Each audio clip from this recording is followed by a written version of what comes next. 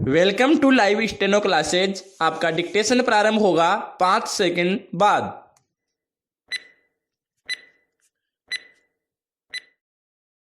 Yes, start. इसे एक आश्चर्य का विषय ही मानना चाहिए कि निद्रा या नींद जो जीवन की मूलभूत आवश्यकताओं एवं मुख्य जरूरतों में से एक है, उसके विषय में जन सामान्य से लेकर वैज्ञानिक समुदाय का ज्ञान निकट के वर्षों तक अत्यंत अल्प रहा है।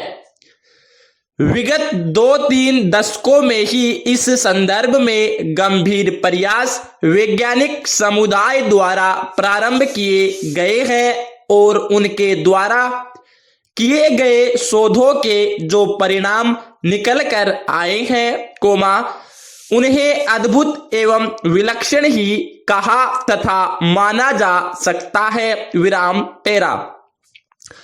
मानवीय शरीर की 4 नैसर्गिक जरूरतें कही गई है, जिनको पूरा करने का प्रयास हर प्राणी निरंतर करता है।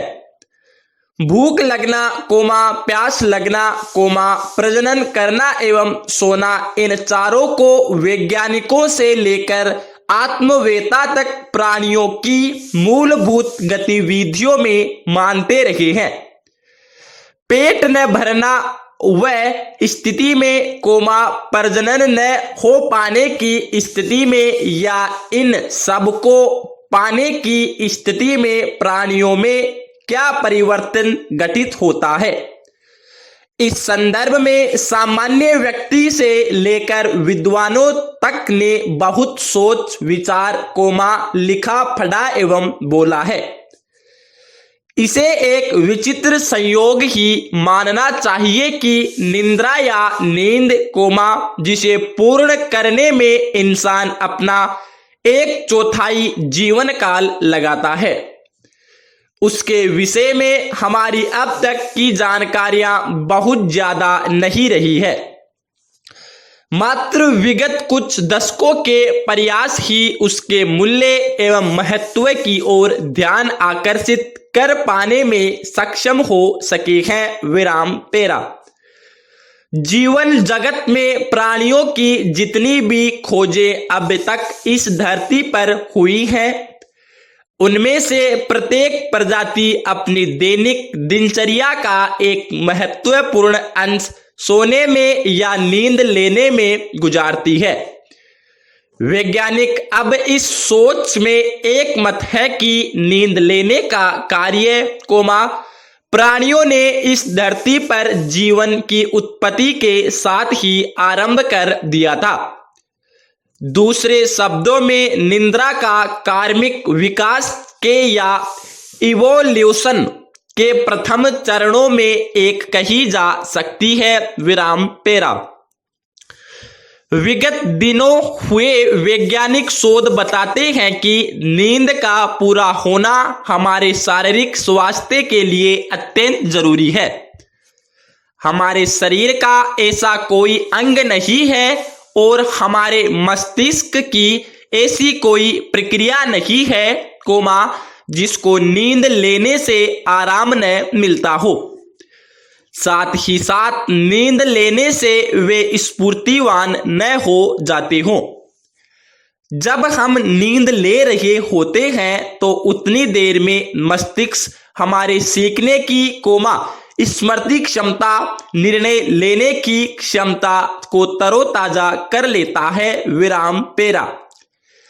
यदि इनमें से किसी को भी बिना नींद लिए करने का प्रयत्न किया जाए तो उसकी क्षमता में 90% तक की गिरावट आती है। नींद लेते समय जहां हमारा मस्तिष्क अपनी प्रणालियों को चुस्त दुरुस्त कर रहा होता है, तो वही शरीर के बाकी अंग, जैसे हमारा प्रतिरोध तंत्र, चयापचय की प्रणालियां इत्यादि भी स्वयं को पूर्णतया नवीन बना लेता है। यदि नियमित नींद मिलती रहे तो हृदय से लेकर त्वचा तक के सभी अंग व तंत्र अपना कार्य भली भांति करते रहते हैं। हमारे स्वास्थ्य में गंभीर स्तर की गिरावट देखी जा सकती है। विराम 13। ये तो अनेकों का व्यक्तिगत अनुभव रहा होगा कि नींद हमारे लिए कितने जरूरी क्रियाकलापों में से एक है। यदि एक रात भी ढंग से नींद न मिल पाए तो हमारे शरीर से लेकर मन की सुव्यवस्था लड़खड़ाने लगती है। प्रश्न उठता है कि क्या नींद न मिलने तो आदमी मर जाएगा? Question mark. निकट अतीत में हुई चिकित्सीय खोजों ने इस प्रश्न का उत्तर हाँ में देता है।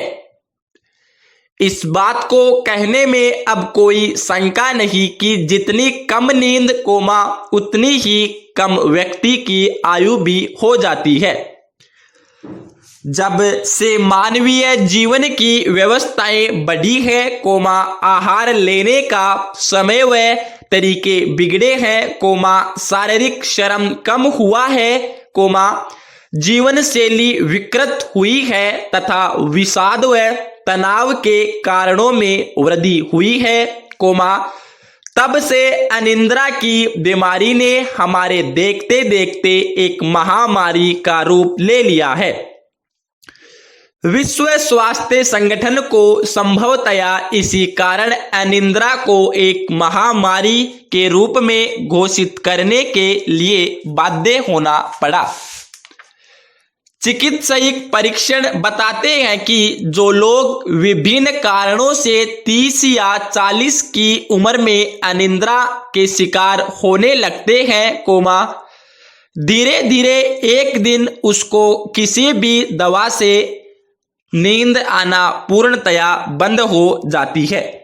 यदि 1 साल तक दवाइयां लेते रहने के बाद भी नींद नहीं आती तो शरीर के लगभग सभी अंग अपनी कार्य प्रणाली में बाधा अनुभव करने लगते हैं और 1 या 2 वर्ष के भीतर ही व्यक्ति की मृत्यु हो सकती है। विराम 13। वर्तमान परिस्थितियों में इसे एक सामूहिक दुर्भाग्य के रूप में ही देखना चाहिए कि आज विश्व की लगभग 2/3 जनसंख्या अनिद्रा की समस्या से जूझती नजर आती है। विश्व स्वास्थ्य संगठन ने शरीर को सम्यक रूप से चलने देने के लिए प्रतिदिन 8 घंटे की नींद प्रतिपादित की है, परंतु अनेक लोग उतनी नींद प्राप्त करने से वंचित रह जाते हैं।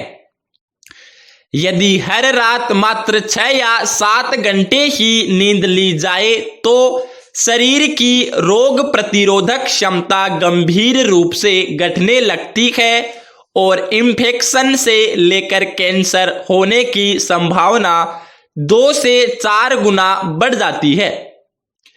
कम नींद का मिलना अल्जाइमर नामक स्मृति लोप की बीमारी के होने के प्रमुख कारणों में से एक है। विराम 13। इतना ही नहीं, यदि सप्ताह में 1 रात की भी नींद नियमित रूप से अव्यवस्थित रहे तो हमारे रक्त का शर्करा स्तर बढ़ने लगता है। कुछ महीनों तक ऐसा ही चलता रहे तो मधुमेह को होने से रोका नहीं जा सकता है। निरंतर नींद की कमी धमनियों में रक्त स्राव को घटा देती है कोमा जिसे हृदयघात से लेकर पक्षाघात होने तक की संभावना रहती है।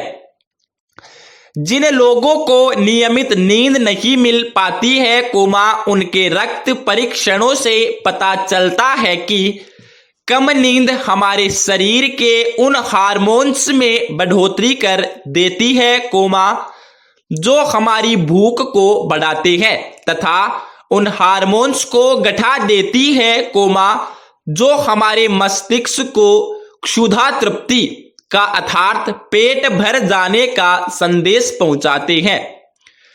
परिणाम यह होता है कि व्यक्ति पेट भर जाने के बाद भी खाना खाने की चाहत रखता है।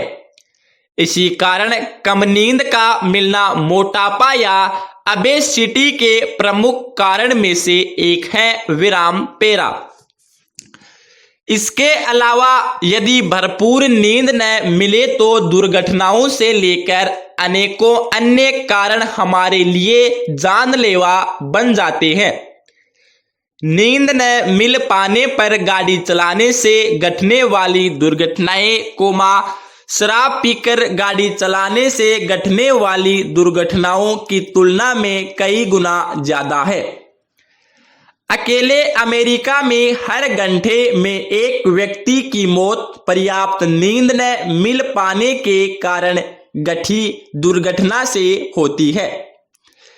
इतनी सारी समस्याओं एवं दृश्य दुष्परिणामों के बावजूद मनुष्य अकेला ऐसा प्राणी है कोमा जो जानबूझकर नींद रोकने की कोशिश करता है। कॉफी पीने से लेकर तेज आवाज के संगीत तक तथा एंड्रॉइड फोन से लेकर भड़की लाइटों तक ऐसे अनेक तरीके आज इंसान ने इजाद कर लिए हैं कि जिनका सीधा एवं घोषित दुष्परिणाम हमारी नींद पर पड़ता है। पूर्ण विराम। धन्यवाद।